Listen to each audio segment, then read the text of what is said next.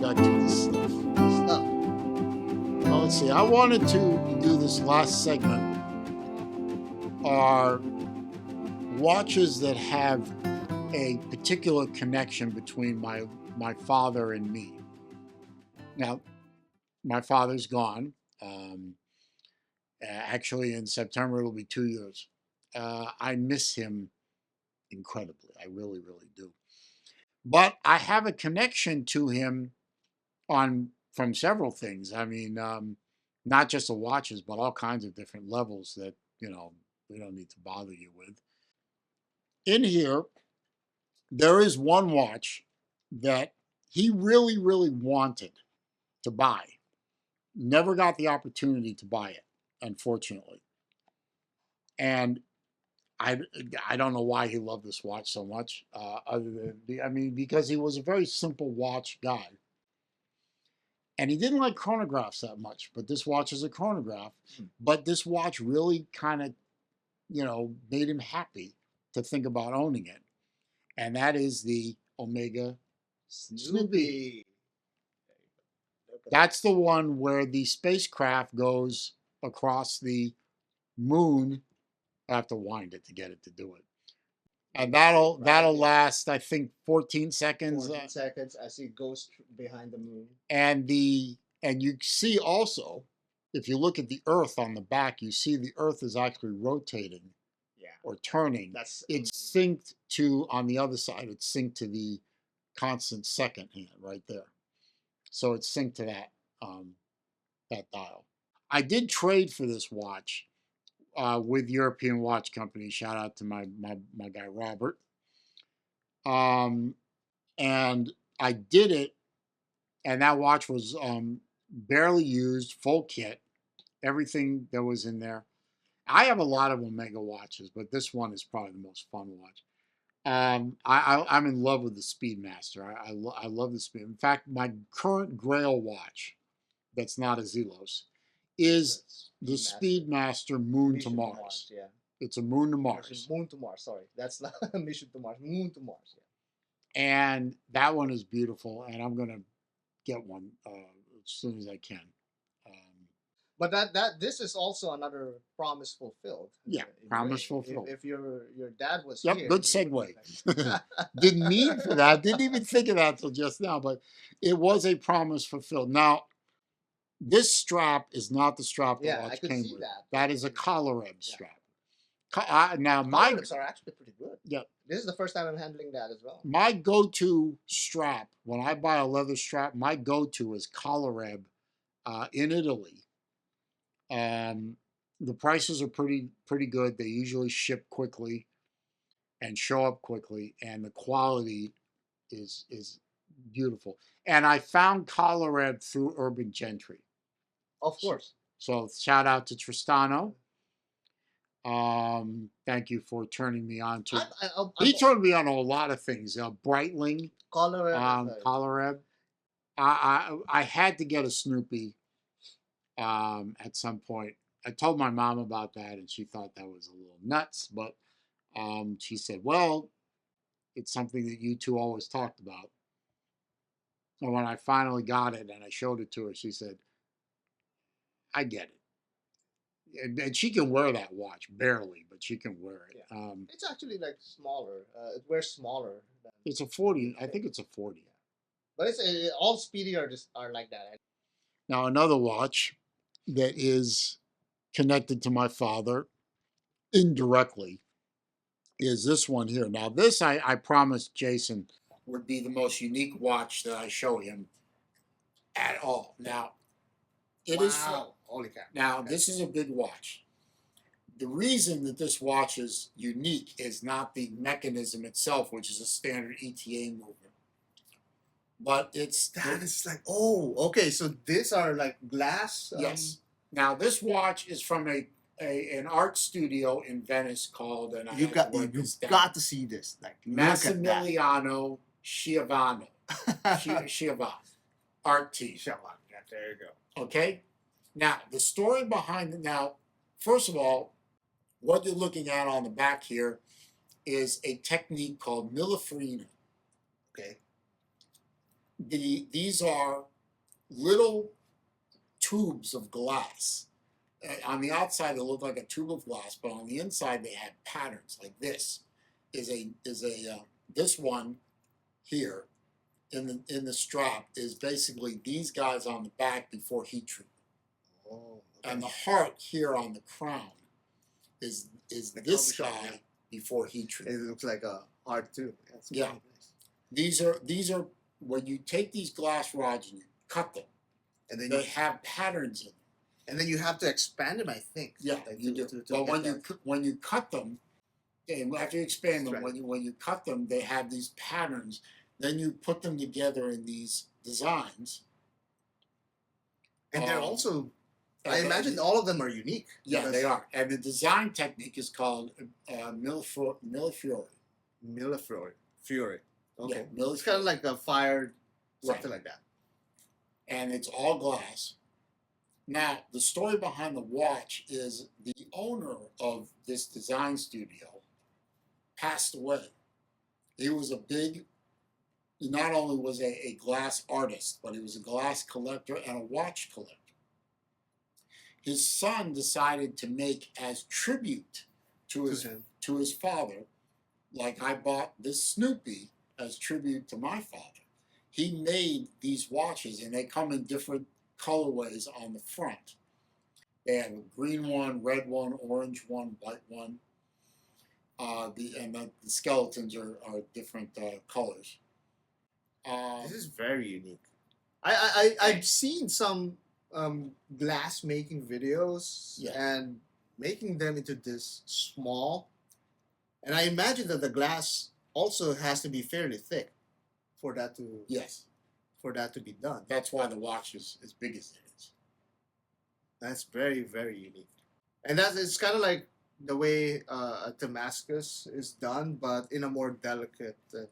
I could imagine. And this is unique to this company, and nobody else is really doing that. They actually have a storefront on the Fundamente in Murano, and that's where I found. They have a bunch of watches there. Anyway, moving on. Where am I now? I have The last one. not that one. No, not quite yet. the last one. Okay, there you go. Oh, yeah, we got to do this one. You're gonna like this one, I think. Did I buckle this one in? No, don't look. Well, okay, let me check the. Yeah. We're still going. So Okay. My father was very big on the brand Ulysses Nardin. Yeah. And he was very big. Well, I own now quite a variety of Ulysses Nardins. But one of the watches series that he really, really loved was the Cloisonnés. His favorite one was the Flying Cloud.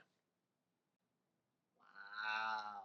Yeah, I have an idea what cloisonne. Cloisonné. Yeah. It's a ceramic technique. Okay, but to get that, you have to line them with precious metal, each and every line, and you have to fire them individually. And then you have to put the enamel or in between. I don't understand it fully, but this was his favorite of the Cloisonnés. And the thing is, like, look at that. I mean, it has. Wait, I have to show that. That you have to see in close up, though. We're gonna shoot these in close up so that you could see them. Yes. But to me, Ulysse Nardin is a little bit underrated because before I went to Shivas, I used to make a couple of videos for another watch store in Aruba, and the very first one that I made for them, the video that I made for them is for one of the Ulysse Nardin. I think it's not a freak. I don't remember what it is, but the finishing on the cases, the finishing inside is amazing. Better than Rolex, guys. Better than Rolex. Yeah, Ulysses Nardin does it. This is really good. And nobody does blue like Ulysses Nardin does blue. Oh, that I don't know. I did I have not I have. have a Ulysses Nardin Classico at home with an all blue dial which explodes off the dial. And the beauty of this is that you're gonna see this in close-ups. Is that this has those gradients in between, Yep. and that I would imagine they would have to powder those individual areas of a different pigment compared to the creamy sales of the Yep. rest. And again with cloisonne, you have to angle each and every line. These are actual metal, not rods, strips that the artist needs to Strands, save. really. Strands, yeah, exactly, strands. These are some of the rarest watches that I've ever handled in the channel, and these are Don't drop it. tremendous. Yeah, definitely not. We're going to lay them, like baby them as much as possible. But I mean, not that it's very You very can see he delicate. wore it He because wore that. the alligator strap has got good wear marks on it. Yeah, but He it's he really really wore nice. he wore all his watches, um, That's a true but enthusiast. but he loved the Flying Cloud, and he had other ship cloisonnés, but This is the one that he that wears. one was the one he always went back to. Okay, so now this one's a little bit more special, as Yeah. you might Now, expect. yeah, I want to backstory this real quick. My family, my mom and my dad specifically, are very big into glass collecting. They they have one of the biggest glass art collections in the world. Um, I'm not trying to brag here. I'm just saying it because it is a matter of fact, and it connects to the Mhm. story. They know a lot of the artists personally. A lot of now there are two or three ground zeros for art production, glass art in the world. One of them is Seattle, Washington. That's where Dale Chihuly works out of. Guys like Chihuly, Martin Blank, Richie Royal, guys like those. Then you have guys like Ilyáš working out of Prague in the Czech Republic. But by far and away, the biggest and the oldest of all those centers of art production is Venice and Murano. Um, so my parents went to Venice and Murano many, many, many times I can imagine. until my father couldn't travel anymore. And the last time he went was 2014, so it was 10 years ago. And I never went with them. I didn't really have a lot of opportunities to do it because I was trying to raise my family. So I never got the privilege of seeing what my dad saw and experiencing what he experienced. And he would tell me about these places, and they would just be points on a map to me. The Piazza San Marco, the Giudecca, the bell tower, uh, the Lion of Of Venice, Venice, yeah. um, the Grand Canal, the Academia Bridge, the Giudecca Canal, all these restaurants and shops, and then Murano itself with guys like Lino Tagliapetra, Davide Salvatore, um, and Bubacco, and one other guy whose name escapes me. It'll come to me later. Well, the giants, the maestros. These are the captains. These are there's God, and then there's these guys, and then there's everybody else. That's the ranking. And these were friends of theirs. These are people, and I got to meet all of them when they came to Florida. And they've all, well, Bubacco hadn't been to Florida as far as I know, but the other guy, well, no, he has, but I didn't get to meet him. But the others have been. And all those guys from Seattle I've met. So I know these people and wonderful people. But April of this year, 2024, I finally got the opportunity to go to Venice. with my mom and my financial advisor, who had never been to Venice. But my mom knew Venice, but hadn't been in 10 years. And she had a real urge to go before I can't anymore. Whatever. She's in better shape than I am. So we went, and I got to see and experience all these things that I've been hearing about for decades. And ironically, in April at Venice, it's a little chilly. So, for a Floridian. So I brought with me a jacket that happened to be just the right weight and for that, but not too heavy and so on. And it happened to be an old jacket of my father's, a leather bomber style jacket. That because he and I are different sizes, the jacket actually fit me. Shocking. So, and I had experienced, and I got to experience the Piazza San Marco. I got to see the bell tower. I got to see the Grand Canal. I got to walk the steps of the Accademia Bridge. I got to be on the Giudecca Canal and see. We didn't get to go to the island, but we will this next trip. I got to see all these. I got to eat in the same restaurants he and my mom ate at, and be with the people he was with. And one day I was and one of the days, really early into the trip, I was at the top of the Accademia Bridge. It's 52 steps up, 52 steps down. I'm at the top of the bridge. I'm looking out on the Grand Canal. I'm looking at the cathedral in the distance. I'm sitting there at the top of the bridge looking out, and I'm wearing his jacket. And all of a sudden, I found myself kind of in a bit of a mini trance, and I could feel him right there behind me, talking to me. This is what I was talking about. Now you see. And I said, "Yep, I see." And at that moment, I had a profound understanding that I never had before of an element of my mom's and my dad's life that I never had before. And I understood. I understood why they had this connection to a land far away, completely different culture, completely different way of living. There's not a car on everything is walking or hand carts. They don't even allow bicycles on the island. I saw it in a whole new light.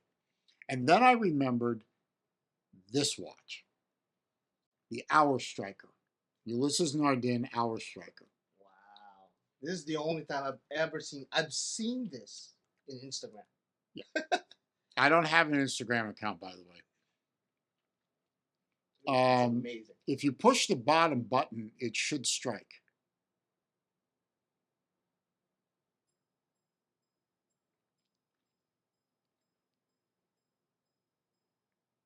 Because it's after 12. And the thing is, like, it's very animated.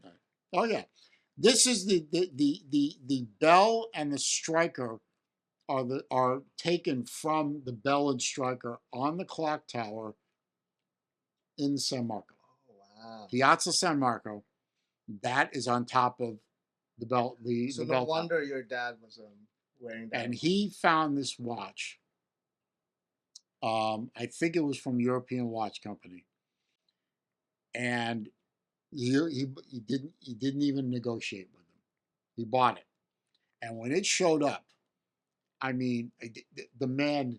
I only saw him cry once in my entire life, but that wasn't that time. That was a different thing. But I could see the emotion when he took this watch out of the box and wound it up and put it on.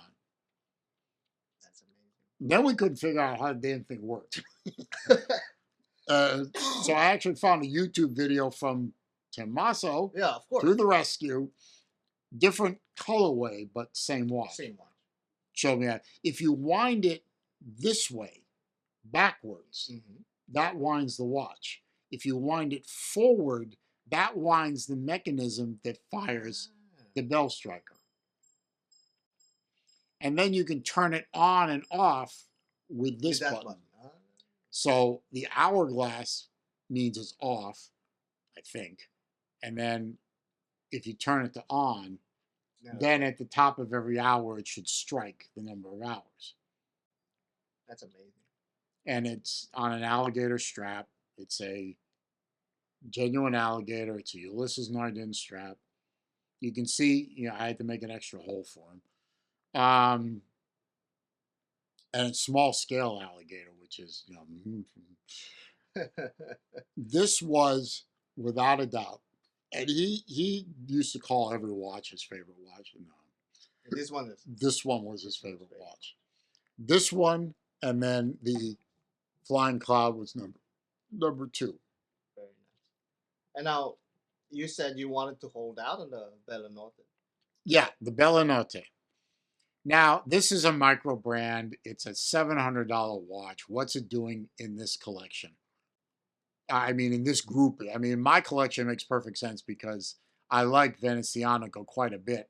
And I own 4, and I've got one on order, the Enigma. And actually, I already bought a Bella Notte for myself. And then I showed it to my mom. And because of her connection to Venice, she stole it from me. She won't give it back. She's a true watch pirate mom, guys. So watch pirate, a watch thief. She stole it from me. She does, by the way, own a Zelos. It is a 40 millimeter swordfish, bronze with the salmon dial.